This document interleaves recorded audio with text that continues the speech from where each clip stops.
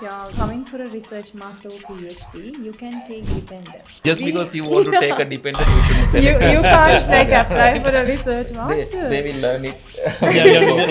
when you go there, especially the main applicant. Yes. Right? Even the political parties knows, even the people who are on high chairs knows, even the people knows. Canada never gonna stop immigration. Obviously, Canada progresses only because of immigration. They make changes according to their needs. They need people in these kind of occupations, so they attract. And the thing is, you should understand, your friend's gonna give you the PR.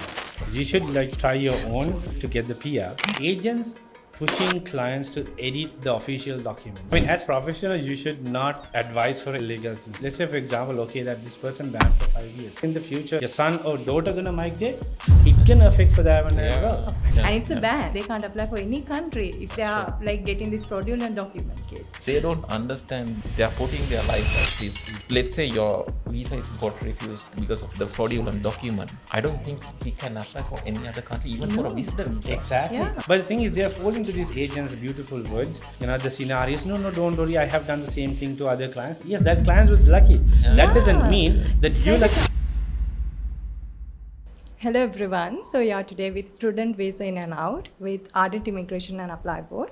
Today our presenters are Sachira Wimalaweera, RCIC Regulated Canadian Immigration Consultant, Barrister Solicitor from Alberta Law Society, and also we have ApplyBoard team with us. We have Chirath Chandrasekhara, International Recruitment Specialist for Australia, and you have me, I'm Manavi Purnima, International Recruitment Officer from ApplyBoard. So, Sachira, what are the new visa changes happened in Canada for study perms? Yeah. Exactly. So basically, Manavi, like we have seen major changes happening, like, you know, even from back in like 2023, especially 2024, they made changes for the living cost. Earlier, it was like just 10,000. Now they increased to around like 20,635 per year.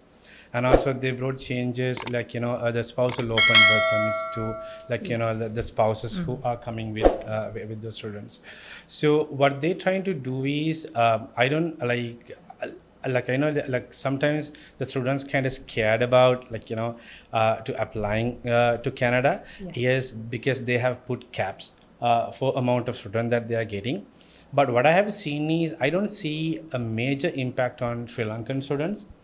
But the major impact has been happened to Indian, Japanese. Exactly. Like when you get the amount of students who's coming to Canada, like we are not even in first 15, right? So we don't see major impact about the amount of students who are going. But thing is, we have seen the visa refusals too. But what Canada has done is they have elevated their standards. So the students who are aligned with those standards can come to Canada. Like for example, like we have seen back in the day, like even though you have money in your parents' account, your visa get approved. But in Canada, right now, you need to have money in your bank, in your own bank account. Plus, I mean, if you are a mature student, and plus you need to have more money. And the thing is, when it comes to the streams also, we have seen some streams, they have the higher visa refusals, but still there are some other areas like, you know, education, some trades, occupations. So agriculture. Exactly. So, you know, that those kind of occupations who are pursuing studies in those areas, they're still getting these. Exactly. And so, also it would make sense, right? True. If a country needs some skills, exactly, they will prioritize those skills which need for them. Exactly. Because what country is trying to do is buy an immigration. Like when it comes to Canada, they're going to be their second highest income from immigration. So what, like any country, even when it comes to like, you know, Australia, New Zealand, like, you know, as ApplyBoard, you guys know more than, I mean, you guys are the one who know best people to ask about Aussie, New Zealand, you know, like those kind of countries. So when it comes to Canada too, obviously, they make changes, they introduce rules in a way which they, according to their needs. They need people in these kind of occupations, so they attract those students. So kind of misconception, most of the students does, no, you know, you don't have, no, don't apply to Canada. No, still there are visa approvals are happening, but for those for those areas. And like when it comes to PR too, like like whoever plan to migrate to Canada and also the other countries as well, they want to pursue their PR, but still the PR is possible in Canada. Just not. And the thing is, Canada never gonna stop immigration. Even in the political parties knows, even the people who are on high chairs knows, even the people knows. Obviously, Canada progress only because of immigration, only because of the immigrants. So still, like they need people. Yeah. I mean, it's a huge country. Exactly. They need skills. Their aging population is high, so exactly they need young, skilled That's true. people in the country. That's true. And Manavi, can you explain the SDS and non-SDS route, how it affects Sri Lankan students? Yeah, so Sri Lanka anyway, it's a non-SDS country, and this SDS route taken away. Now everyone following the same visa route we used to follow. We have to do IELTS, we have to show funds. So everything is now similar for any nationality, because previously Sri Lankan had to face a lot of challenges, and Indians, it's really easy for them sometimes. But now it's equal. And I think there is no much effect from that to Sri Lankan students, because anyway we are non-SDS country. We have to work on our financial requirements, English requirements, and we have to choose the program wisely. Yeah, we actually call it the student direct stream. So I mean, those days when it comes to most of Indian, Pakistan, those kind of visa processes, it been like super fast within like 10-15 days. The only difference actually they had was they had to put money like about those days 10,000, now 20,635 in their in a GIC account. Yeah, so it make their visa process faster. But I believe right now the immigration being like, they know of getting so much of students from those kind of countries. So if I like eventually they decided to take that stream away. Yes. And also if you can explain a little bit about post-study work, right? The routes, eligibility and all. Yeah, so now when you're applying for post-study work rights, if you're going for college program, and if you're studying diplomas, postgraduate diplomas, you have to go with the eligible fields like agriculture, STEM, trade, supply chain. But if you are going for a university, for a bachelor or master's program, there is no need to worry. Even you apply for business programs, you are eligible for post-study work rights. And if you even like with the recent changes, even though it's a college program, but it's a bachelor's, still you are eligible for post-study work rights without any eligible criteria. Yes.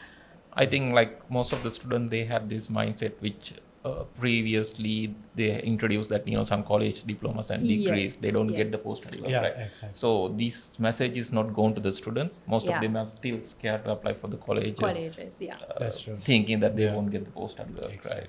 I mean, like we discussed, they're changing the rules according to what they need. I mean, as a country, yes, that's good. Because the thing is, if that country develop, that's only the people going to that country. Because of the immigration, if the country is going down, if the country situation going down, then no one gonna migrate. It's gonna affect even for the students who's migrating, even for the workers, refugees, visitor visas, especially for the Canadian citizen and the permanent residents as well. So they're increasing, they're elevating their standards by doing that, because they're focusing on the areas, trades that they need. Exactly. And if you can talk a bit about PR pathways after studies, after the post-study work, right? How a student can... still when it comes to Canada, it's kind of a very, they have very easy pathways compared to other countries. The major changes they did earlier, let's say for example, they had a general draws. Like for example, regardless of your NOC code, as long as it's a tier 0, 1, 2, 3, if your cutoff, if your CRS score is higher than the cutoff mark, you're going to receive the invitation, then you're going to get 60 days, submit the documents within around 8 months, then you're going to get your PR approved. Right now, what they did, they find out the job categories they need, and also the other, like for example, French speaking, education, trade categories, and those the STEM category, those kind of categories. So they try to focus on those areas. Major changes I have seen is they introduce education for assistant teachers, educators, like that. When it comes to the French speaking, and I have seen these cutoff marks going down, and the amount of students especially candidates that they are inviting to apply for the PR, been increased. So last time we had the latest one we had, the cutoff was 379. It's the lowest cutoff that I have ever seen recently, and I believe they invite to 7,500 or 6,500 students. So whoever can pursue French, and even at least you can get CLB 5, CLB 7, then you can receive the invitation. So what they want is like still their needs. Their aim, their objective is spread French-speaking individual outside of Quebec. So I think it's important for students to know what sort of programs they need to apply and what sort of pathway they should choose. That's true. So if their long-term plan is something like PR, obviously they should understand the concept of the government, like who they want to bring in and which categories they want to study. That's true. And the other thing is those categories they have chosen, they have good high demand, plus they have good salaries as well. I mean basically it's basically good for them, right?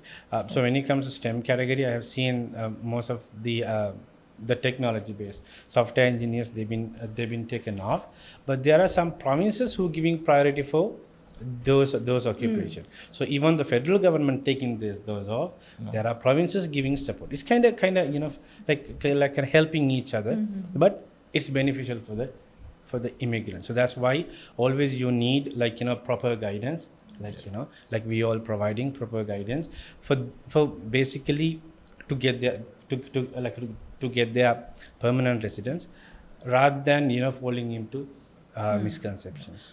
And also I think the one thing that students should understand, especially coming from Sri Lanka, is this suburb areas and regions that they should apply to, because usually they try to go to Ontario, where they have some friends or colleagues, but they do not focus on the other impacts. Exactly, 100% agree. Yes, where they need that's true in that country, and it's Sri Lanka. It's a small country. We don't have that geography problems.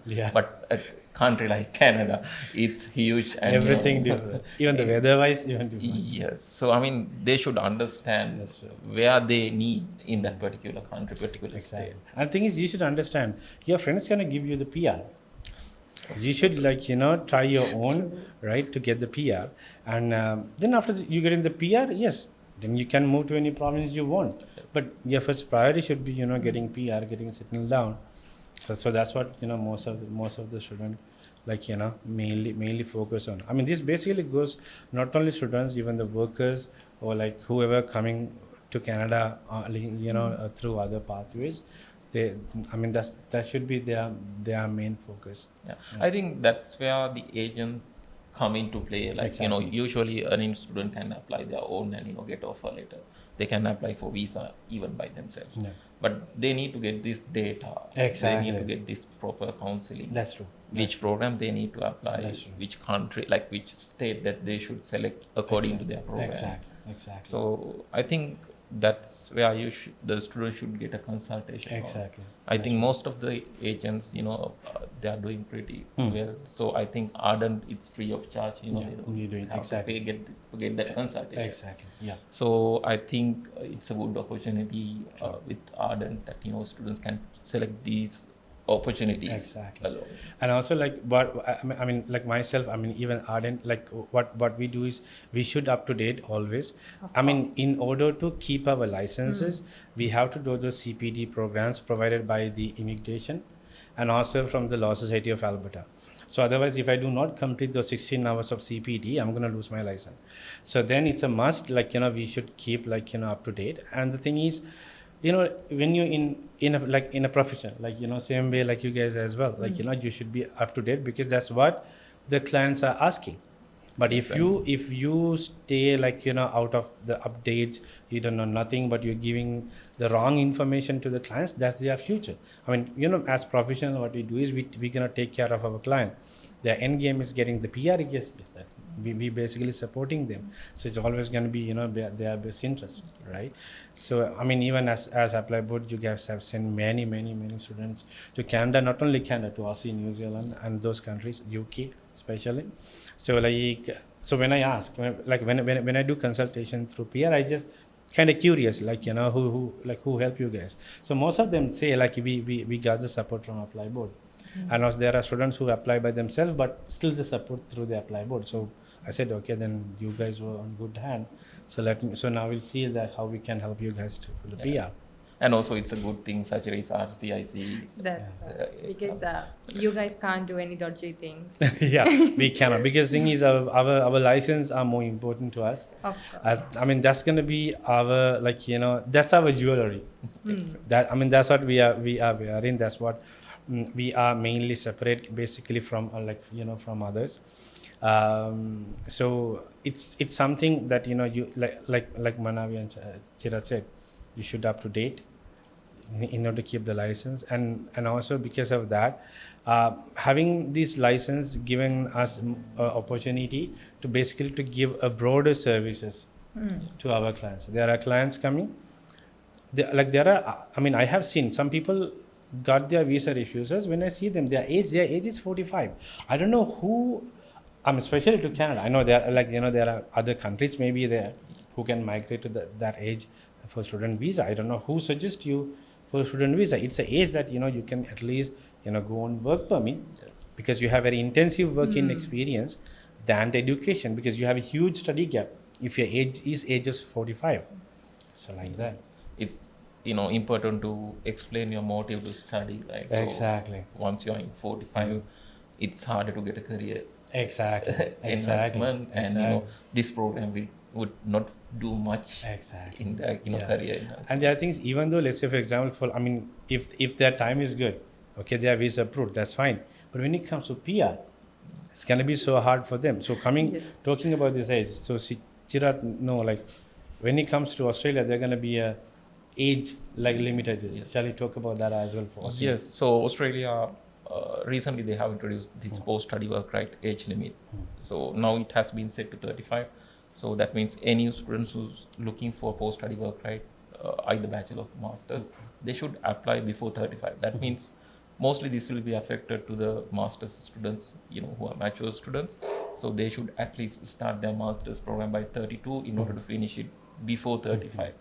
So that actually makes sense. You know, imagine you are going to a country, you study, and, you know, you get your post-study work right. There should be sufficient time for you to work, you know, pay that due diligence like taxes to that government Exactly. before they get into these PR pathways, right? Otherwise, you know, just working for 1 and 2 years and then get the PR pathway would not make any sense for the government. Exactly. Right. So that's why it's important, but still, you know, masters by research and PhD students, they can apply up to age of 50 because these are two different categories. Like, you know, usually the professors will not get retired by 55. Right? Exactly. That's why they have more time to serve, more time to, you know, engage. Pay taxes and all. Yes. Okay. So basically, that is the reason behind, like, they have put kind of a age limit to apply for the. Yes. I mean, if as agents we do not do our, you know, limitations as such, so then the governments will do. Right, that's what happened. That's why these student caps are coming in. That's why these new rules and regulations are coming in, because first either we have to do or else the government has to engage. Exactly. But as you know, as professional, what we do is we should give the proper guidance to our clients. And like, I mean, as we do, what we always do, like when we receive a CV, we always, like, you know, send it to the ApplyBoard to get you guys guidance, okay, whether this gonna be a proper fit, because you guys know better about that. So when it comes to this, I don't know, like I'm kind of used to the term PGWP, what we call in Aussie. Postgraduate work permit. Okay, same thing. Same thing. Okay. They say that post-study work. Yeah, exactly.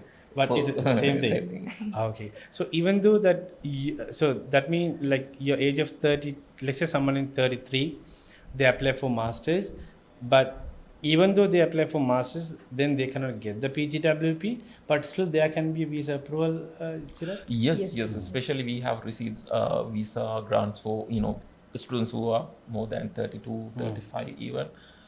So they have to convince that, you know, they are not looking for post-study work, right? They are not looking for any working opportunities in Australia, Okay. if they can convince the visa officer and the university that they are coming back to Sri Lanka, they just want that education in Australia, like kind of international level education, Okay. in order to make their life better, make their employment better. Okay. Then Australia is welcoming those students because Okay. it's the students' right to study. Yeah. But the students' justification, like what we do in the SOP, statement of purpose, we have to do the proper justification, saying that even without that post-study work, right, why I am going for this program. So that is very important. So if you can justify well enough, you can always go for Australia for higher education. But I think the after post-study work, right, is one step after the study. But there are other visa routes available. Okay. Right. So still students can look Australia as a destination, with these additional routes available for them. Okay, makes sense. Is it same? I mean, is it a federal rule, Manavi, or whether it's depending on the province as well? I believe it's for the whole country. It's for the whole country. Because universities are taking decisions sometimes because some universities has placed specific age limits, and some universities are open to take. Okay. So it depends on the universities as well. Okay. So, but it's a federal rule. So, I mean, even though they put limits, still the limit is 32. Like when it comes to universities or the college. It's like this. Since that post-study work, right, and also universities do recognize these patterns of visa refusals, right? Okay. So according to that, each university set their own guidelines to minimize these visa refusals.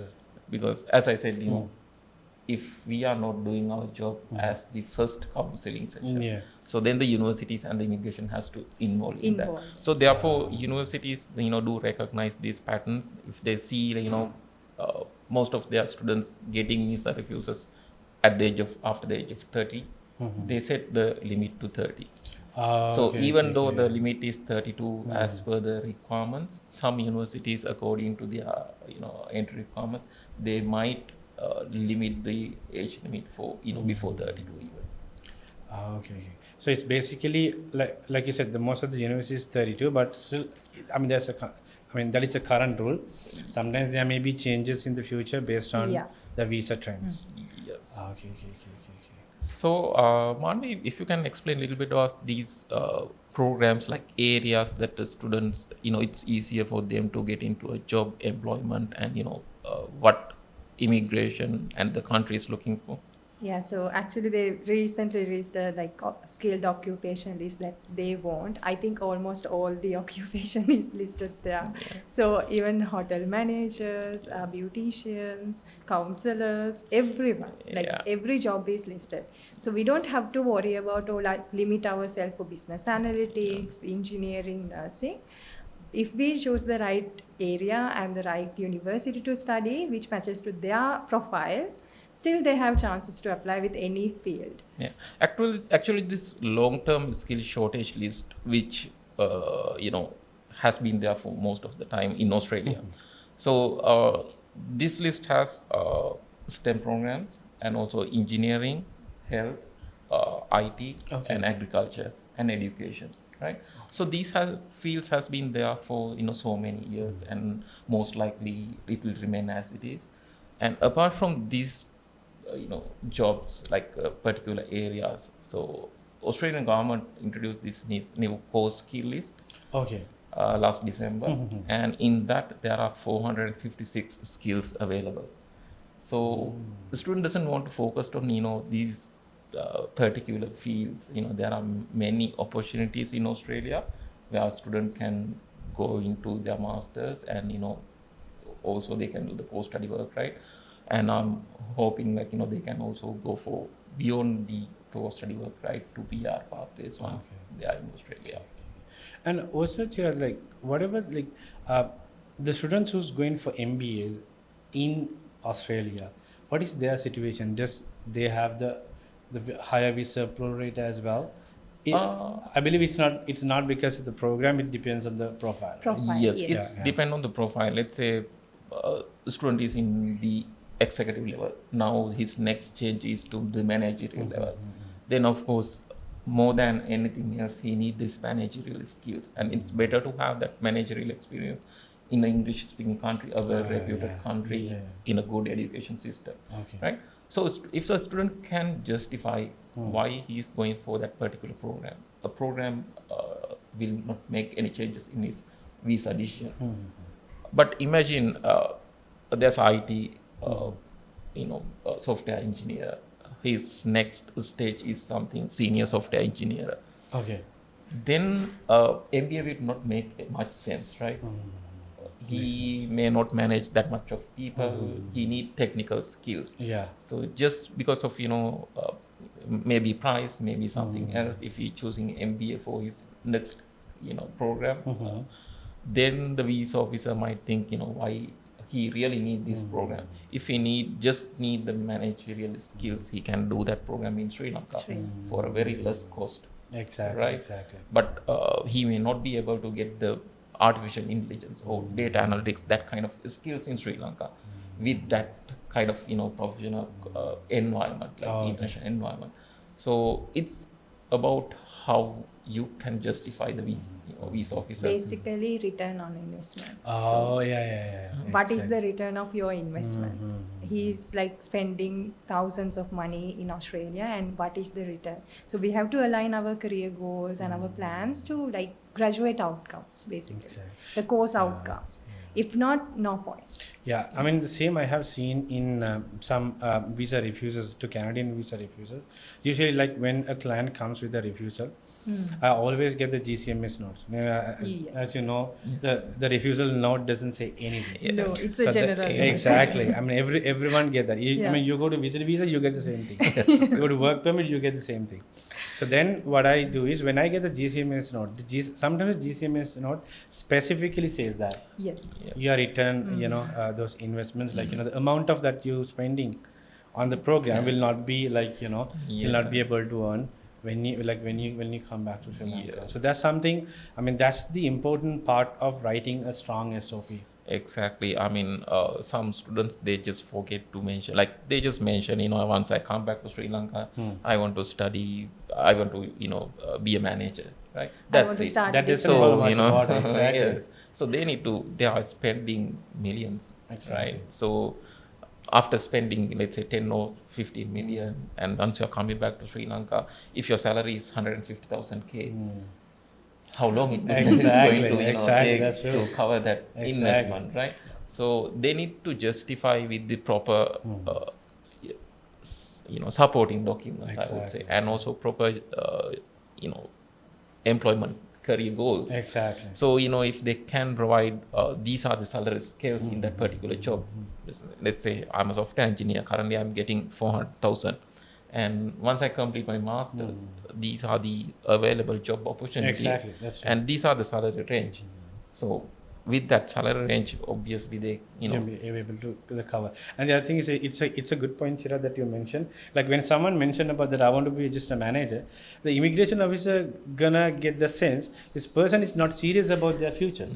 They're just coming, for sake just migrating, and these students not gonna succeed in our country. And the other thing is, I have, like, even though that we use the term statement of purpose, in the immigration system, they use the study plan. That is a term that the immigration system use. So it's kind of a plan about your future, how you have planned, by completing this program, why you cannot pursue this program in Sri Lanka.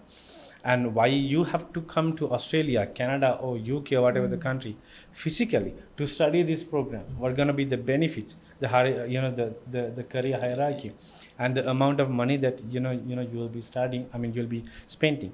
Reason why you come back to Sri Lanka? What are the reasons that you have to come back to Sri Lanka? Maybe you have properties, you have rental properties, vehicles, your career hierarchy waiting for you, your parents, those kind of things, and like. Also, when it comes to the Australia immigration, they openly admit that there are pathways where a student can remain in Australia. Exactly. But imagine a student, for the right kind of a student, obviously. But imagine a student cannot remain in Australia after the post-study work, right? then the easiest country they can come into is their own country. They don't need visa to come into their own country. Because as long as they have the passport, they can. Right. Obvious. So I mean, they have to justify. They have to come back to Sri Lanka. What are the opportunities remaining in Sri Lanka? Sure. So it's important that they justify that part in the SOP, so that immigration officer knows that even if he cannot remain in Australia, there are options for him in Sri Lanka. Exactly. Which gave him the benefits of getting a successful visa outcome. And also, I think Manavi can explain more about how to write a good SOP. What are the things mentioned in a good SOP? What do you think about So first thing, when we are deciding to go abroad, we have to select a country first, because we have a lot of choices: UK, Australia, Canada, maybe New Zealand. So first we have to do research on each country and say why you have selected maybe Canada, with explanation of Canada, and then you have to justify why not other countries. Then only you have to select which university. Yes. Even for this university, they have to do a research. There are plenty of universities with the same program. They have to go through the rankings. They have to check on the program requirements, program outcomes, career outcomes, and all. And then why not Sri Lanka? Why they are not studying the same program in Sri Lanka? That's another thing, because Sri Lanka is we have almost all the degree programs. We can do UK degrees, UK masters, Australia degrees, Australia masters. So it's really hard to say why you are going to Australia when you have the similar kind of programs here. So write justification, write things. And then what is your career goal? Out of this program, what are you getting to yourself, and how you use that to become a good job holder in Actually, I had this chat with one student yesterday about this, why this program. He's studying Bachelor of Business first year in Sri Lanka. He wanted to transfer to Australia. Then he asked, if I apply for Bachelor of Business, would it be a disadvantage? He already started Bachelor of Business, so now he cannot go for application. So I mean, now suddenly, based on the requirement, he cannot change his path of study. But again, even in Australia, Bachelor of Business, they have a lot of specializations. Yeah. For example, a lot of university, they have 13 specializations, including artificial intelligence for business, business analytics, and also real estate management. Likewise, there are many specializations which are not available in Sri Lanka. Yes. Yeah. So still he can go to Bachelor of Business. It's not, immigration is not going to refuse your visa based on your program, obviously. But, it has to be with the proper justification. It has to be a genuine justification. Exactly. And it should be come out from the student itself, because we can't help them to write SOP. Exactly. We can't understand what is their need. We can consult them, but we can't give them a goal. Exactly. They have to take it. And also, Manavi, this so I have seen many students, and also I have seen in the Facebook post as well, there are people who writing the SOPs. I mean, they are not who are specialized in writing. They are not even lawyers. I mean, as lawyers like us, drafting is something, our kind of a skill. Because we draft written submissions, that's a skill we use. Yeah. But there are other people out there, they're taking money and they can say, we're going to write SOPs. And other thing is, the clients too, our students too, they're outsourcing, they're finding people who can write their SOPs. And I have seen some agents, they're sending someone else SOP, cut the names and stuff, maybe the different program. You write the SOP, we will check that. But most of the agents, they don't do that. But anyways, what do you think about Manavi, Chirath, you guys are getting many inquiries about that. That's actually an interesting topic, because usually for most of the time, Australia and Canada really does not bother that much about the content of the SOP. I mean, they do refer the content, but they don't check about the plagiarism. Yeah. But especially in UK, they check the plagiarism. Oh, is it? They check the plagiarism. Right. Okay. So if it is more than 20-30%, they do reject the SOP. And most of the time, if the student cannot get it done in the first time or the second time, they reject the application. Right. Okay. So it's important that you do the work. Exactly. I mean, if a student can't write a SOP, what is the point of going to university? Exactly. I mean, there are going to be many assignments that they have to complete in the university, right? they can outsource it as well, but it's not a genuine intention of a student. Like, we want to learn, we want to study. So I don't know, like, there are things. I mean, it may be the intention of the person who's writing that, but not the student, right? Yes. Yeah, I mean, it's. I mean, I have seen that's not good. And thing is, I have seen some like those IELTS teachers. They're writing the SOPs, which is. I mean, these are kind of thing. I mean, I know like there are students, they're looking for shortcuts, but eventually they're going to regret. Actually, what you said is very true, because sometimes when you outsource your SOP, the person who are writing that SOP, he has his own vocabulary. Right? Exactly. He has his own level of English. So he writes the SOP, and SOP going to the university, and university call you for an interview. You cannot send that person to the interview. Exactly. Right? So maybe he has used some different words, and student is using very common words. Exactly. So the interview officers, their job is particularly that, right? Yeah, they specialize on that. Yes. So they do interview tens, 20, 30 students per day, and they identify these things, right?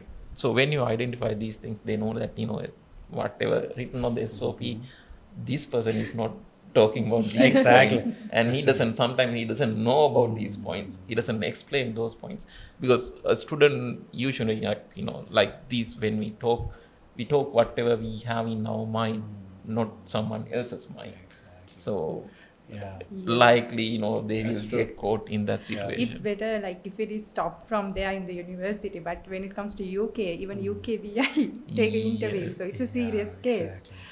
Like, students should be genuine. Like I said, they can't outsource SOP at all. Like, they have to write it.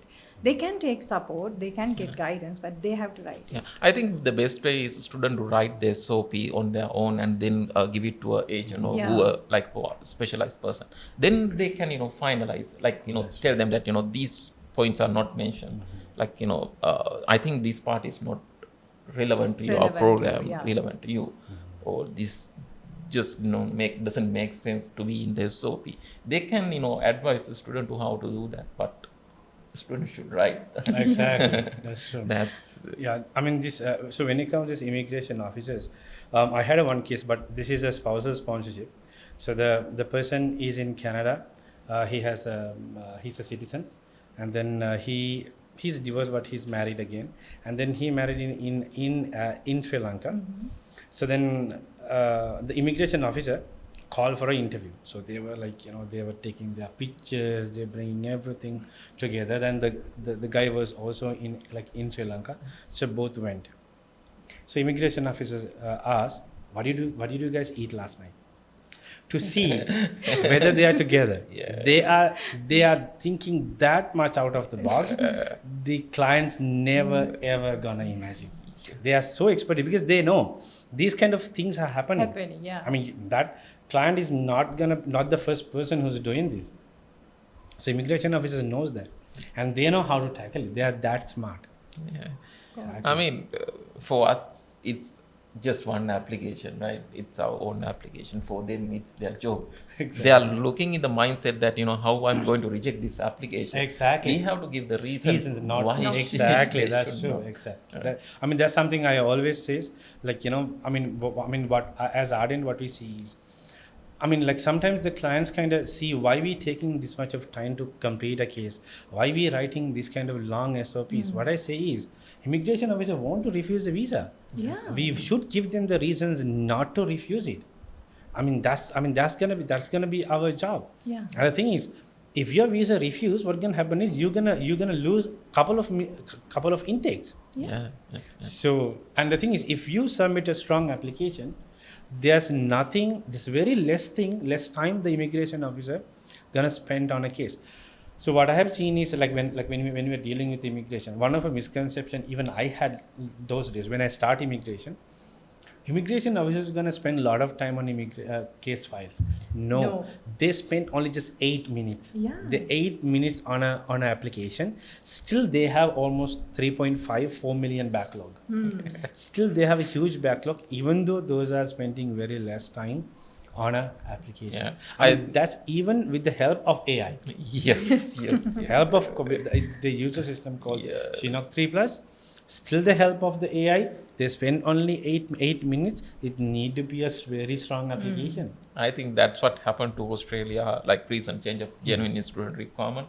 So previously it was GTE, so it was replaced by G as requirement. So students thought there would be many changes, but not much. It's the same system, but very defined guideline how you should, why you like. How you can explain you are a genuine student. Exactly. So, as you correctly said, visa officer doesn't have all the time in their world to go through these 16, 17 page SOPs, right? So they limit it. The immigration limit that I believe requirement. it's 8 pages. No, now it's 600 words. Right? So 600. Right. I mean, that's good, right? Yeah, that's good. But Exactly. now they have given the guideline.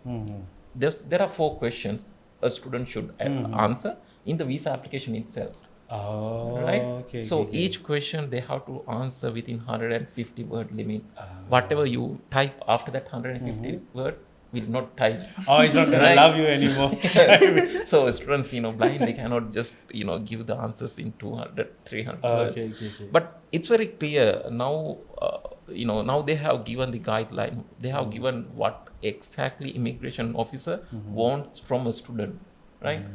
So about your educational and family background, first question. Second question, why you're selecting Australia and that particular university. Third question, why you're selecting this program and how it aligns with your future goals. The fourth questions, if you have any additional information to provide, please do. Then sometimes, when they see any additional information, students likely to neglect that. No. But it is also a very important question. There are, things that which are not categorized under first 3. Let's say you have a visa refuser, previous visa refuser. You need to justify it somewhere, right? Exactly. So this is the fourth question is the place where you can justify those things. And also you want to highlight your family commitments, like the family establishment in Sri Lanka. That is where you can justify. So within that 600 word, they have to justify their intention in Australia. And also, we had this discussion with the immigration last year. So what they had mentioned is students are allowed to upload the additional SOP, Okay. right, in the other documents section, but it's they do not guarantee that it would be read. Oh, Right. okay. So imagine, usually the case officer will open these documents, and once you open the additional SOP, this is additional document. It is also 5-6 page long. What do you think? Oh yeah. Right? Everything that they couldn't write in there, they cannot write in the other. Exactly. Right? So even if you are like, I think sometimes master's students, it's a little bit important for them to justify beyond that 150 word limit, especially when it comes to the career goals, why he's selecting that particular program. And if they want to talk about modules and so on, they might need additional space. So it's ideal if you can finish that additional SOP with 1 or 2 page maximum, so that once the immigration officer see that he will feel that with my time I can finish this. Yeah, exactly. So I mean, the essence should be in the first thing, but the rest, whatever that they think might be beneficial, can be can include in basically the other SOP. Like when it comes to this this visa processing time, Chirath, what's the processing time to Australia? Yeah, it's now the immigration advice to lodge the visa at least 8 weeks prior to the course starting date. That means 2 months.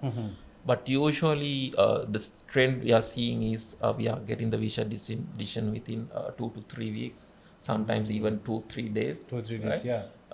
But we have seen most of the 95% of the visa come in within 1 month, right? Okay. But a student should not take that chances. Yes. Right? Follow the rules always. Always follow the rules. You have to prepare well enough.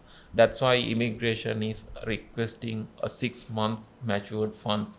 Because if you're going to start your higher education in a foreign country, Australia, UK, Canada, I mean, you have to prepare before, at least before 6 months, right? You just, cannot overnightly think that, okay, Oh yeah, I'm going to go to Canada tomorrow. So they start off, I right? have money so that I can, start. No, right? Nothing like that. You have to be prepared. You have to do IELTS. You have to do your proper research. You have to find the correct program. And Manavi, how do you advise a student to select a correct program? How they should select a program? Yeah, first thing now, they have to look at their previous academic things. If they are going for masters, they have to look at what they have studied first. But there are cases they are in a different stream now. They are working in a different stream. If so, we have to relate the program to the current job role. If there is no work experience, you can go with the previous academic qualification. If they have studied business, they can go for business. But they have studied business and now doing something else, they have to relate their program to that work route and then give the justification. Yeah. I mean, usually we are getting these kind of requests, right? One of my friends, he studied agriculture. Now he's in the bank. Now again, he has 5-6 years of experience in the bank. Now he cannot again go for a bachelor, master of agriculture, right? It's like lawyer going to fashion design. Exactly. So students come with various, explanations when it comes to the program selection. Yes, that's true. I study in a bank, but I would like to start agriculture again. I mean, yes, you can, but immigration officer will tell me. Yeah, those are the misconception feeding by other people. Yeah. And the thing is, these misconceptions are always it's fun, but at the same time, it's like, I don't know. You need to have your common sense whether this gonna work. If you do not have that common sense, it's not gonna work for you. You should do something else. To be honest. Yeah. I mean, the reason that she wants to go to agriculture is she knows that in Australia agriculture is a good program, right? It's a pathway to certain visa routes, but just. That shouldn't be the reason for her to select that path. The immigration officer, they know these things, right? Exactly. So as soon as they see these, they know that they are looking for something else. I think one thing a student should understand is this student visa is a temporary visa. Right? True. There are other pathways like PR pathways, but this student visa route is a temporary one. Exactly. So you should just convince the visa officer that you're going there for temporarily. If there are opportunities, yes, of course, you can stay. But they have to justify, That's true. I'm not misusing that. Yeah, exactly. That's true. And even for Canada, it's other way around. Lawyers, teachers won't apply for MBAs. Because of the there's no benefit they're receiving by doing an MBA. Just because of flexible entry requirements, they want to go for an MBA and giving the justification saying, okay, I'm going to start a business or I'm helping my husband's business. That's the justification. Yeah. There may be some visas approvals, as as ApplyBoard, as Ardent. What we do is giving our clients a good advice. Let's say, for example, maybe a few lawyers apply for masters through someone, maybe approved. But when we get the percentage, if that percentage is 5%, how are we going to advise a client? There's a 95% of visa rejection in that way. How we can advise a client? Yes, there's a possibility. I know when it comes to immigration, it's always talk about the possibilities.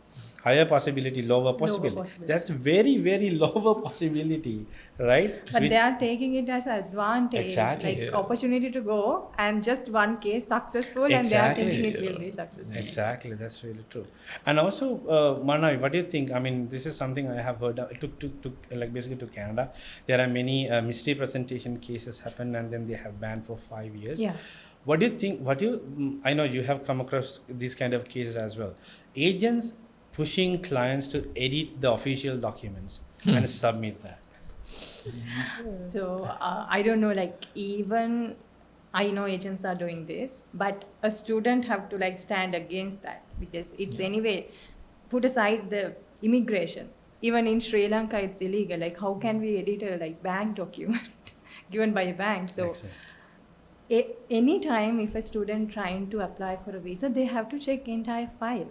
before submitting it, what are the documents they are adding, like this agent adding under me.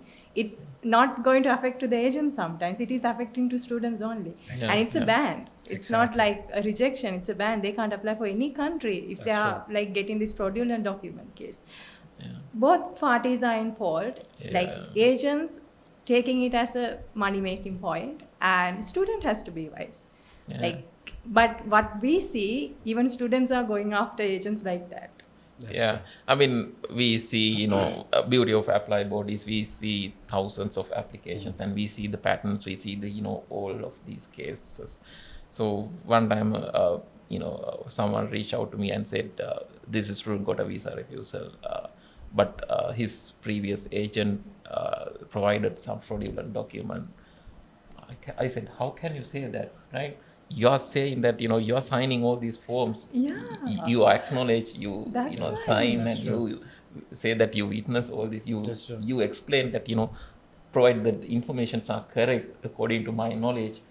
After that, how can you say that, it's the You don't agency's know. fault? Yeah, you don't know. You can't say Exactly. that. So, I mean, they don't understand this, they are putting their lives at risk. Let's say your visa is got refused just because of the fraudulent document. I don't think he can apply for any other country, even for a No. visitor visa. Exactly. Yeah. Right? Exactly. Fraudulent That's visa, true. like document is a crime actually. That's So they don't understand that the gravity of that situation. And we see most of the students, when we counsel the students and, their visas is getting refused and, rejected. And, they are even like their visitor visas and they are next, if they want to study in another country, that is also a risk when it comes That's to the true. visa That's refusal, visa rejection. So students should think wisely. Sometimes they are, pushing us saying that, okay, I'm willing to take the risk. Can you Yeah. submit the application? They're even giving letters. Okay, I'm taking letters, please submit it. No, like, it's We their cannot do right that, even. exactly. We have to care about it. I mean, as professionals, you should not advise for illegal things. I mean, as a lawyer and also an immigration consultant, the course that we are governed specifically says that. Yeah. And the other thing is what going to happen is, let's say, for example, okay, that this person banned for 5 years. Let's say, for example, in the future that he or she want to migrate to Canada or UK, whatever the country, for visitor visa. For maybe your siblings' graduation, Yes. it can affect for that one as Yeah. well. Of course. And let's say, for example, in the future, your son or daughter gonna migrate, it can affect that as well, Exactly, because in because- family information form, you had to put those information. Yes, true, very true. Like with this new technology, it's like just Yeah. a simple click away, like Exactly. typing few passport numbers. Everything you can there. see. Like even for Everything. Canada, you have the UCI number. Yeah. We call the unique client identification. So when you have the UCI number, it's unique to the client. You cannot say that no, I have never applied. Then he can grant for another another 5 years. Yeah. So there are many misconceptions.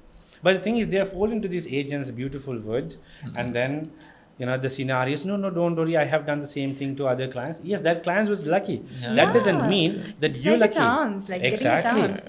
But the thing is, let's say, for example, in the future, for the subsequent application, if immigration find out that, then it's gonna be a problem. Same way for that 700 student, that Indian student, they had a fake LOA. They came to Canada. They finished their studies. When they apply for the PR, immigration understand this is a fake LOA, and then they were looking for one by one. Then they called almost 700 students. All had to deport it. Yeah. So as I correctly said earlier, so if we are not doing our due diligence, then the government or immigration will. That's why they had to introduce this PAL system, Exactly. provincial attestation letters, Exactly. so that getting a LOA is not enough in Canada now. Yes, exactly. They have to go to their provincial government and they have to get that Attestation. approval to Exactly. So I think it has another reason to limit the student numbers. And a thing some wouldn't understand is about controlling these student numbers coming to their country. For example, Australia, they had this, they had this discussion to limit the student numbers to 270,000 per year. Per year. Right? Unfortunately, fortunately, it was not approved by the government. But it is important that you control the student influx into the country, because just because a university or institute wants to attract hundreds of thousands of students, if they cannot provide the proper resources, Exactly. their library is same, their IT facility is same, their accommodation is same, their classrooms are same, but they want to attract more numbers just because they want to profit. Exactly. Right? Make more money. It would not make the students, dream a reality. That's true. They are going to the classroom. If you have to wait 1 or 2 days to rent out a book from a library, what's their international exposure? Exactly. The standards. Exactly. What? Exactly. I mean, same thing happened in Canada as well. So what they did, there were some colleges. They started from one college, and then they established, many branches in every city, especially in Ontario. Yeah. And they were making tons of money, right? And they use the same curriculum of the public school. They're making tons of money, and then immigration, find out that. And then what happened? Those schools gone. Like the colleges who got almost private-public partnerships. Exactly. Yeah. Almost like about 5 colleges. I mean, 5 branches. Now they have only just 1 or 2. Yeah. Because there are no interested students that are coming. Because they were running only because of the interested students. So now almost all those schools has been closed down. But the schools who maintain the standards, especially some universities, not all the universities, some universities.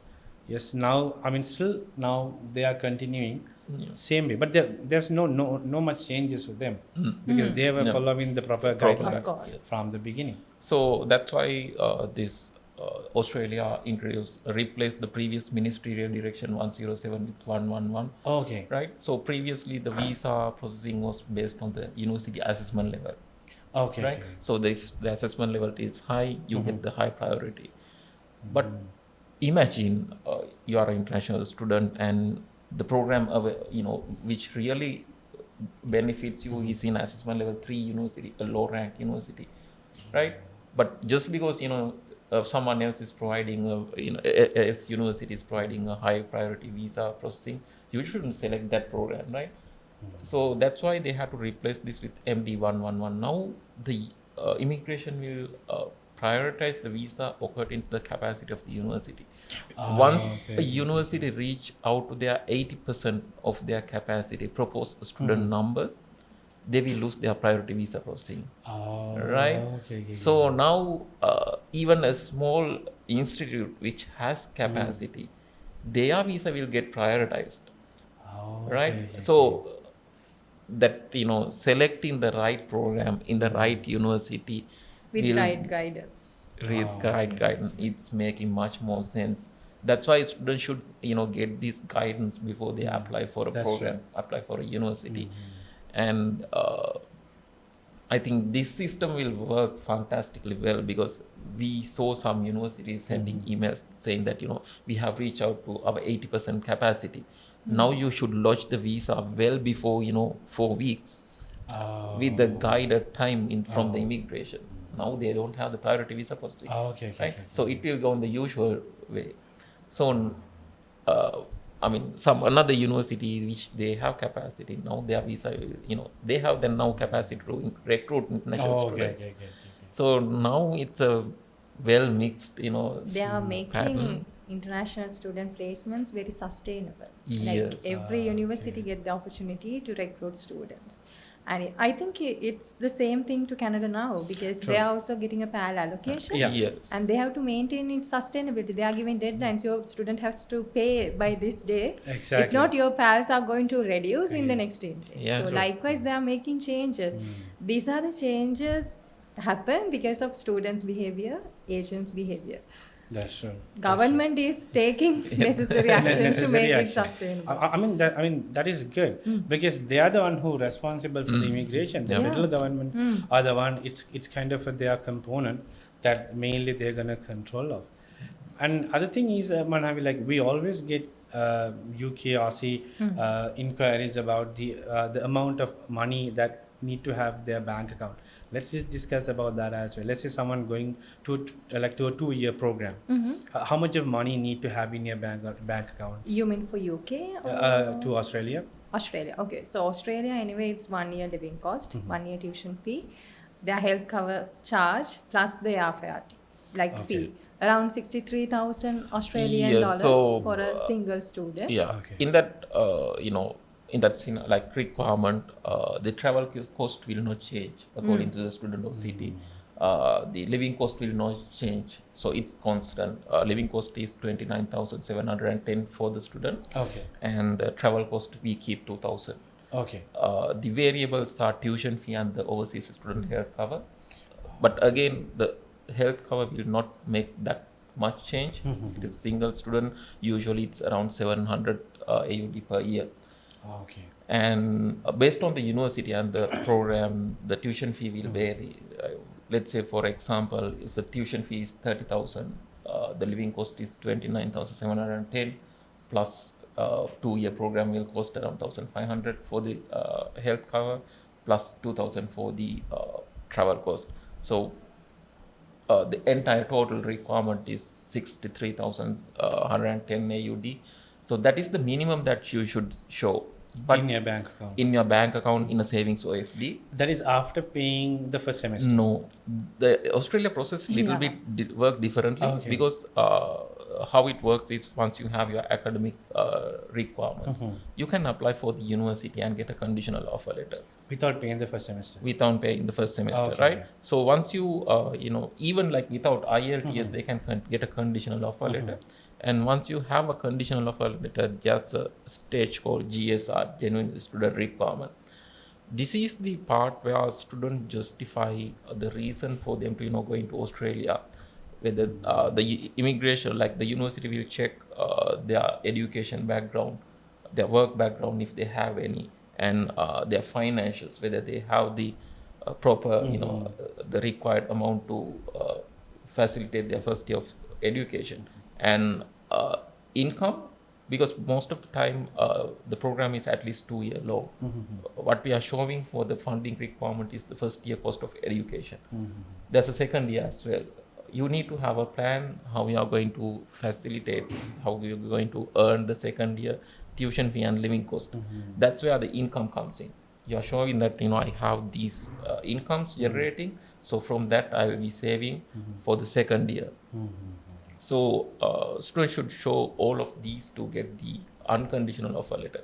So after that only they have to make the first semester tuition fee and the health cover. Okay. Right. So they need to have that entire first year tuition fee, living cost, and all these amount in their bank account in the form of savings or FD.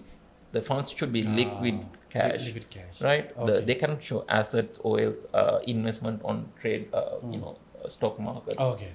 So whatever it is, it should be ready to deploy, ready to spend.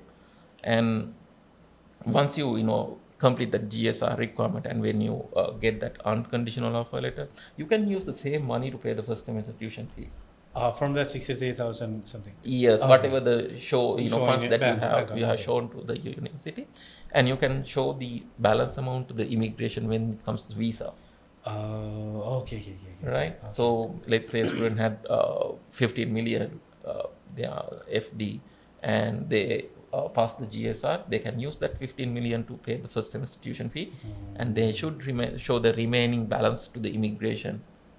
Right. So that's why the success rate of visa success rate in Australia is a little bit high, because university makes sure that the students are genuine and the student has proper funds allocated for their studies. Okay. Right. So the current success rate for Australia from Sri Lanka is 94.7. Oh, that's good. Yeah. That's really good. The Yeah. last year it was around 89.8. Okay. But that's been this year we have increased rapidly, and this is a good sign because we are kind of in the top in the region. Okay. Right. So there's a good sign from immigration saying that we are welcoming students from Sri Lanka who has the right qualification, who has the right background.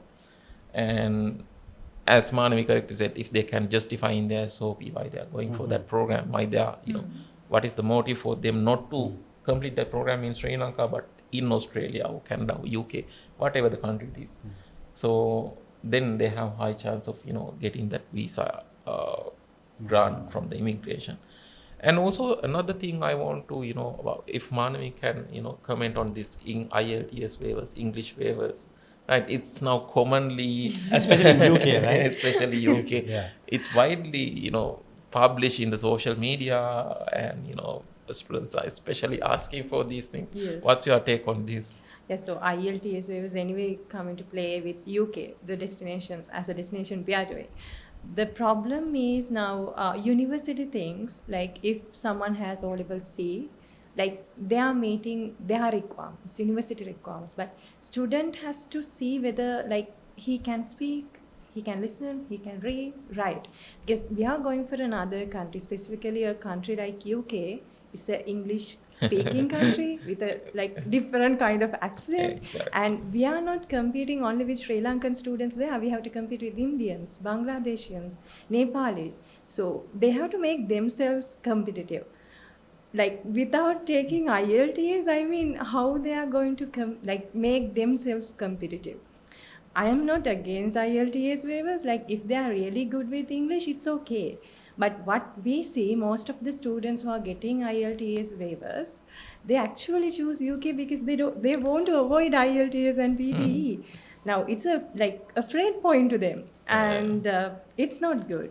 Like it's they okay to genuinely take it, but they have to do IELTS. If they are not good, they have to do it, and that should be not a point to select a country, select a university. That's true. It should be a genuine intention, but we are seeing it's other way around. Because of IELTS waivers, they are selecting this university and this country.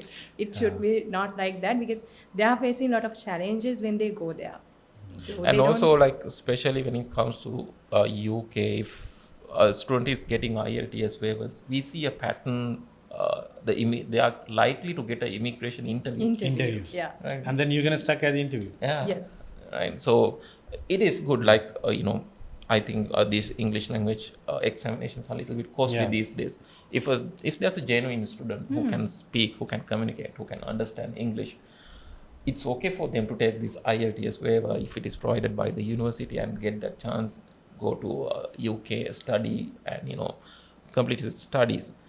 But if you cannot communicate well, if you cannot understand what someone else is saying, I mean, there's no point going to UK, and they will be suffering a lot, because especially when it comes to the Sri Lanka, UK accent is a little bit different, right? It's totally different. You can. I mean, even for me, when I migrated to Canada back in 2014, I cannot understand that accent. Yeah. It's so hard to understand that accent. Yeah. So I mean, it's important that you finish your studies. That is your primary goal. So having that right qualification, if you cannot, sometimes even after the studies, let's say part-time student looking for a part-time opportunities, if they have IELTS 6-7 in the IELTS certificate, if they provide it with the certificate, who do you think, right? So the employee would like to hire that person. Exactly, that's true. Because he already knows that if he has proven he speak in English, he can understand English. So he will have higher benefit of getting into that particular job, rather than a student with a O-level, A-level, and nothing else. Yeah, because we can't expect the same hiring process we face in Sri Lanka when it comes to another country. It's challenging, it's really competitive. But they don't think about it, they just want to go out from the country, so they are taking the easiest way. Yeah. And even from agents, then they have to check it very first stage. I know students are coming with, okay, I want to go with the O-level C IELTS waiver university. But they have to check whether they can speak well, understand well, whether they can write a SOP. So those things come to play. And from ApplyBoard, we are doing our own mock sessions. That's good. Artificial intelligence mock sessions are there. If they want an in-person one, we can do it. So we are training them, but we can train them for up to a level. Up to a level. We can train them how to answer, but we can't teach them English. Exactly. So true. They have to take IELTS waivers in a wise manner. Agents, students, both. And the other thing is as agents, whoever sending students to other countries, they should think not just getting the money from the school, get the commission. You should help them to get the PR. I mean, even though you are not allowed to do that, but at least you need to give them the guidance, give them a green light. These are the qualifications you need in the future in order to succeed in this country, successfully settle in this country. So we should give that guidance to them. Yeah, Otherwise, it's gonna be so hard for them. Yeah, I mean, studying in a foreign country without your parent, without the support system, It's gonna be it's not that dream that you see from here in Sri Lanka. Like it's gonna be a little bit different when you go to that particular country. You might feel homesick. You might feel some instability. You may be feeling a little bit distressed or like stress. Exactly. And also if you cannot really understand what the lecturer is saying for a couple of days, weeks. You'll be struggling. Exactly. You need a lot of support. You need friends. It's better that you develop a good network around with you, which they can help them to understand better, give them the academic support, and also sometimes beyond academic support, finding a job likewise. So it's international.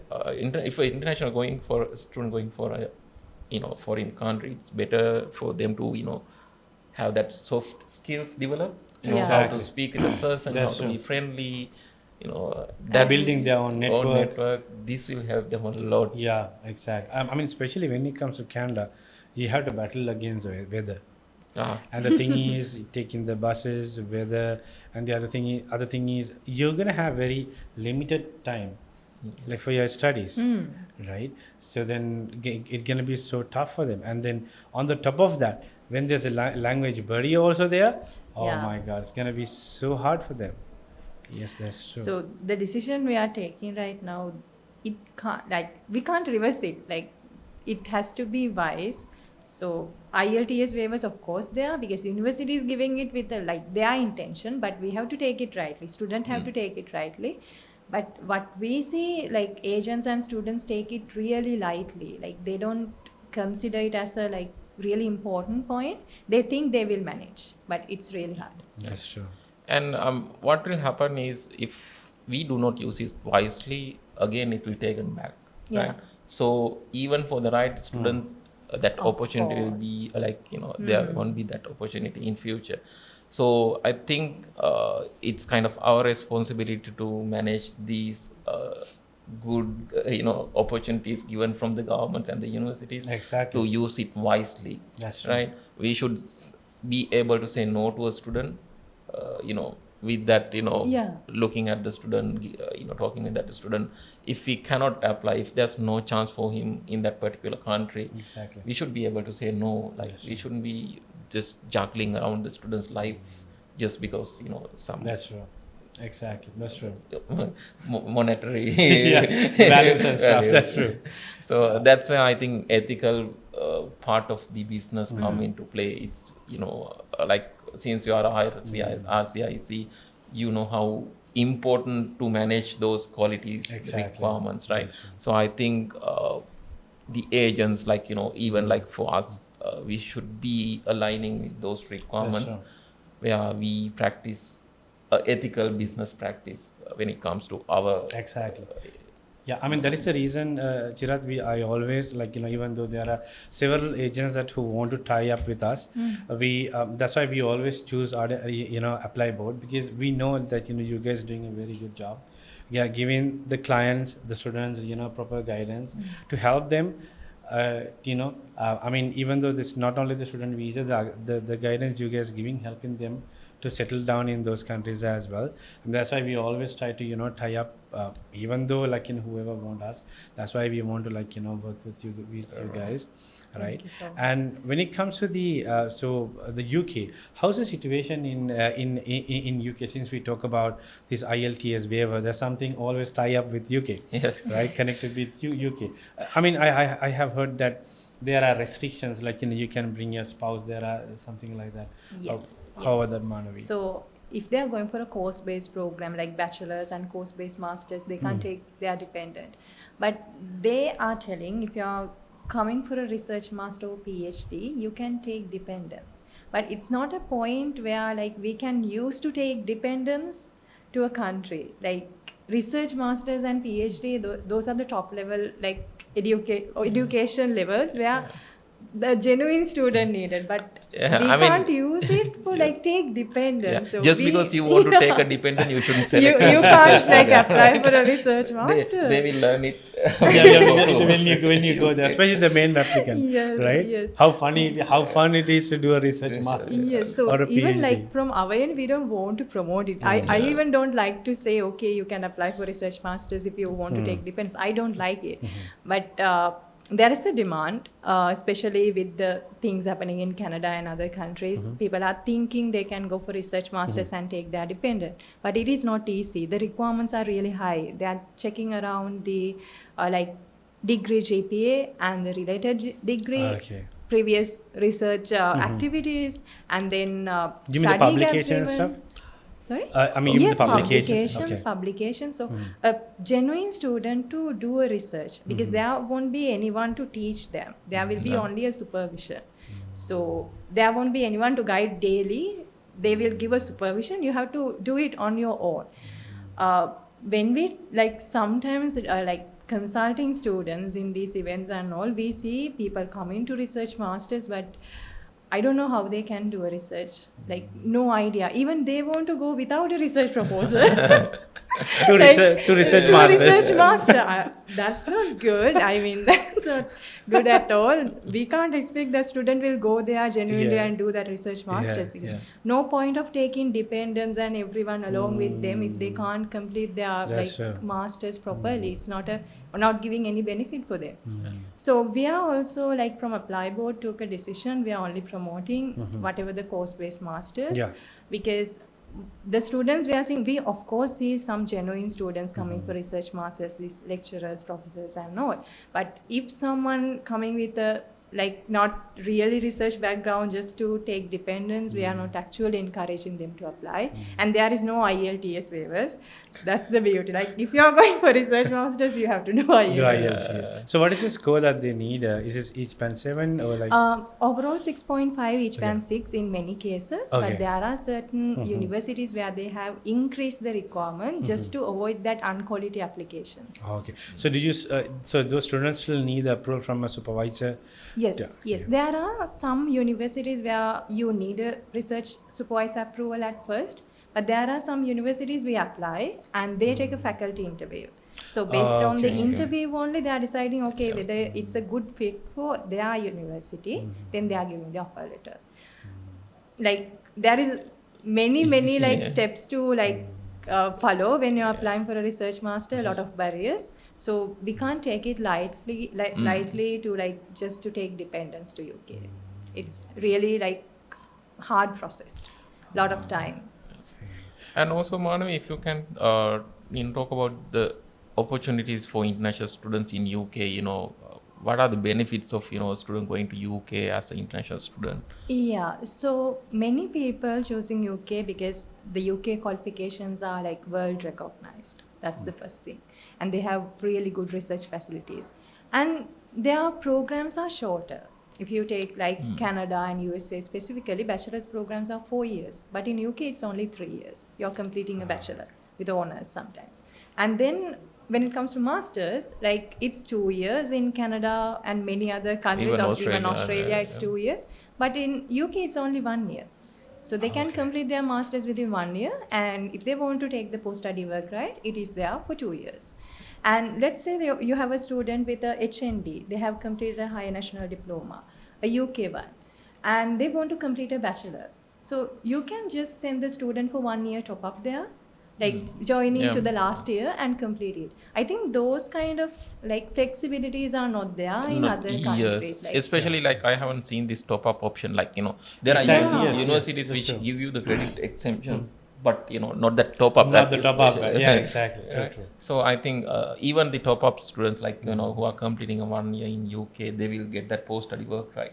So that is kind of good for them, because they can finish their bachelor's, work there for 2 years, and if they want to come back to Sri Lanka, like after that, they have that international qualification, international work experience with them. So they can find a good employment with those two requirements. Okay.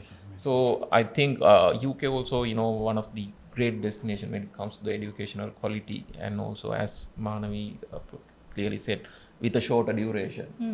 So that's why we are seeing this trend, like we are seeing almost 4,000 to 5,000 students going to UK from Sri Lanka in a year. Okay. So UK, we see that potential, we see that trend, students going to UK, but yes, we have to be careful. Yeah, the challenge is coming when we use it in unsustainable ways. Like when we don't send genuine students, even schools are struggling.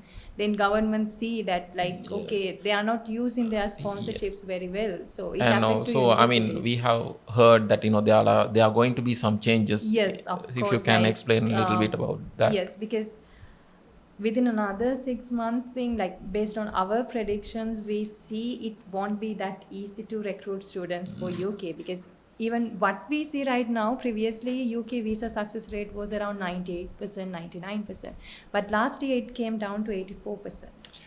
So the main reason is like UK VI interviews, the students are not facing that pretty well, they are not answering for the questions well. So we can see a lot of students where they are not genuine for their studies in UK.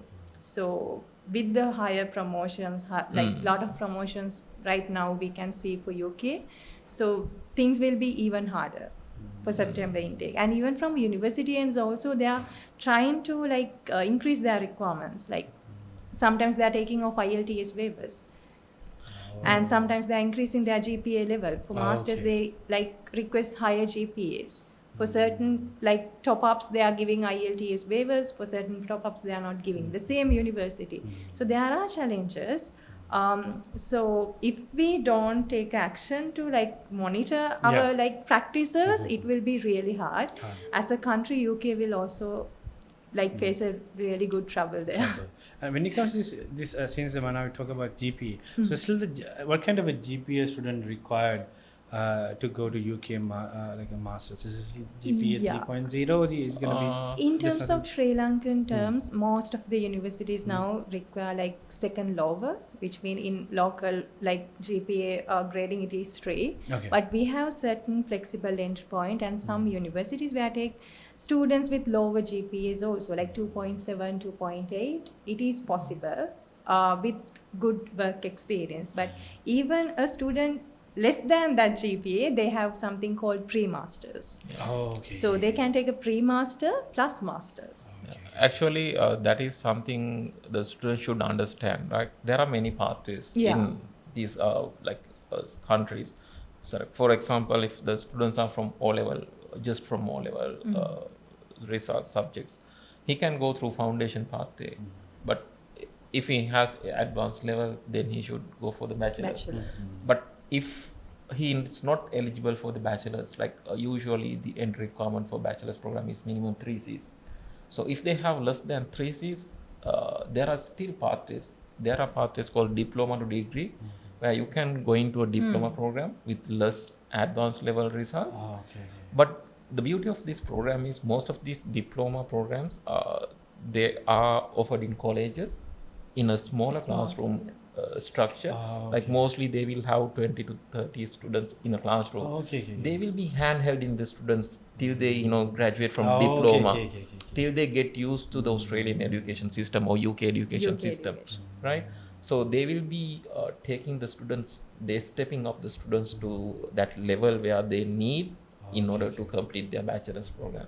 So for international students, I think it's a good option, because most of our advanced level, school students, they are used to this classroom setup. The lecturers know him by his name. He can ask questions, he can raise hands. You cannot do that in a lecture hall in a university. Right? There will be 300, 400 students. If everyone is asking one question, the lecture, I think that time is gone. To answer the question. So for these type of students who are struggling with the results, I mean, A-level results is not the only determinator to whether you can go for a good profession, right? So they can choose these pathways where they can succeed into a good bachelor's degree and complete that in a good grades, And also again a pre-masters, who's not eligible to go to the direct masters program. There are pre-masters, masters qualifying programs where they can use 1 semester to advance their skills, right? Research, like proposal writing, academics writings, and how to do study. Like basically they will teach them how to it's a prepare preparation program for the masters. How long it goes? Is it 6 months? Is it 6 months? It depends on the GPA once again, because we okay. have some 1-term pathways, 2-term pathways. So it depends on the student GPA and the profile. Most of the cases. But most of the time it will be less than 6 months, Yeah. like 3 to 6 months, depending on the students. So students can select these pathways to if they really want to go to that destination country. So any student, like they have their opportunities in these countries. It's our we have to direct them in the proper pathway, and if the intention is not correct, and if the student is non-genuine, or if the student doesn't qualify, then we shouldn't be doing this unethical practice, like developing qualification, like forging qualifications to just get into that particular degree. Imagine like you're going to a university program, and you don't have mathematics in your A levels, but if the mathematics is required, and if you cannot perform well, what happens, right? You won't be able to finish your degree with the proper qualification, like proper grades, and you won't be able to get into a good job, right? And it will affect the entire money spent on your program. So yes, I think this ethical practice is something everyone should practice, even the students. They should not lie to agent. I think previously what we heard is you shouldn't lie to a doctor and lawyer, right? Same scenario for this education industry. They shouldn't lie to us, because for most of the students there are pathways, there are ways that they can finish this program.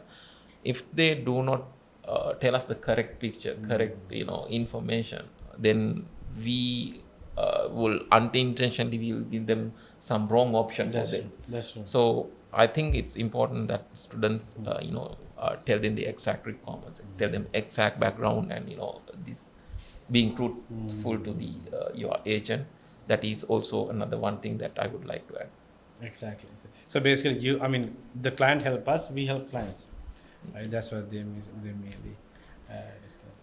So I believe we have completed like the many areas about these 3 countries, and also the other one last thing, Chirath, what do you think? How a client, like let's say for example, so I want to migrate, how they should start the process? I think first, before coming to agent, they should start researching, right? They should go into these days it's very much easy. Like when we are kids, it's so hard to find information, right? Even if you go to the website, it's very hard to find them. But nowadays, when you go to the Google and ask right or wrong, it will give a lot of information, right? But I think doing this research is very important. Then the student know what sort of options available for him. Then I think after that it's ideal if you go to a professional who engage in that industry. So in this case, agents. So they have much more data than that particular student. Then agent can guide the student. This is how you can do. This is these are the options available. These are the requirements. This is how you can apply for this university. And it's ideal that student at least start this process 6 months prior to the course starting date. That's why the immigration said that funding requirement to be matured for 6 months. So if the student doesn't do it, immigration will do it for them properly. Yes. So that's why it's important that the student start this journey as soon as possible. Right? So let's say if there are any students who wants to go to bachelor's after the A level, now they are in the waiting time, like they are waiting for results. Exactly. They should start their process now, And while waiting for your results, the agents can support you find the right program in the right university. Exactly. And it's important that you go for when I say right program, right university, it's good that you go for a university which you can afford, right? Not someone else's preference, Exactly. just fancy name. Imagine you are going to Australia just for a ranked universities, but you cannot afford that tuition fee. You'll be struggling. Exactly. To pay. And especially not only you. I mean, your parents might be supporting you. Yes. Yeah. They're going to be struggling a lot. Of course. And the thing is, they cannot say, no, son, no, daughter, I cannot send you money anymore. They're going to do something, anything to send the money. And it's going to be hard, hard thing for them is. Like, you basically going to a high, the university that you are agent is suggesting, because they're getting a higher commission. Yes. But then your parents and also yourself, sometimes you'll have to do many part-times. Exactly. Which is not allowed to you, because you have only, I believe, Canada is just 24 hours, 20 hours per week. Per week. UK is also 20 hours per week. Australia is 24 hours per week. So whoever if someone is planning more than that, there's a with that there's compulsory risk, right? So if the immigration find out that you are doing more than what you are supposed to do, you are likely to get deported, even if they do not get caught. And when they are going for other pathways like PR, there are ways that immigration officers could see these, right? Yeah, especially in Canada, what they do is they have CRA, when you work, you pay taxes. So the immigration can see when you apply for PR, from the taxes that you have been paid, how many hours you've been working. Same thing I know even for PGWP as well. I have seen one refusal, and then I got the GCMS note, because I was surprised when the PGWP refused. GCMS note said, you have done Uber almost like 60 hours per week. Ooh. You don't need a PGWP, you better go back home. They say exactly like this. Right. And the other thing is, they check the LinkedIn profile and the Facebook profile right now when they're giving the refusal. Specifically says that. You mentioned your PR application like this, but your LinkedIn profile is something else. So you should be like very careful in those things. I mean, students are trying to be smart. At the same time, the immigration also, way more smarter than they. Yeah. Exactly. So yes, I think the student should select the correct agent, correct counselor. Exactly. To get that proper guidance. So that's our job, right? That's a counselor's job, to give them the proper guidance. Which programs are available? What are the costs involved in this? How you can do this program, so that he'll have a clear picture. True. Then he can those things should be mentioned in the SOPs as well. Exactly. So I think the preparation, pre-preparation, before you apply to the program, you should be prepared, and you should have started with a good amount of time period to finish that entire process. I think, and selecting the right agent, that those three things should be the most important things when it comes to international students' journey. Anything to add? I think you covered everything. I think like we cover a lot of things. A lot of things, and most of the countries, and also the basic information, whoever want to migrate, how much of money that need to have in your bank account, how they want to start, about the programs, right? So in the future, whoever want to migrate, they can contact ApplyBoard, they can contact us, since we are working together, right? So then definitely we can help them, give the guidance, till the end, till the end of the pathway for them. Yes. So thank you. I think that is where the Ardent come into play, because we can help them to get into the education, till that part. But after that, you can help them till their end goal, real end goal. Yeah. So I think it's a good opportunity for international students planning their Exactly. career, like education, career, and after that Exactly. And it's not only for Canada, Australia, Australia, New Zealand, and all. UK, yes, we Yeah, can so definitely you have that potential and you're regulated. Exactly. So it's the end of our podcast. Thank you so much, Sachira, Chirath, and thank you so much for everyone who watched our podcast. Thank you.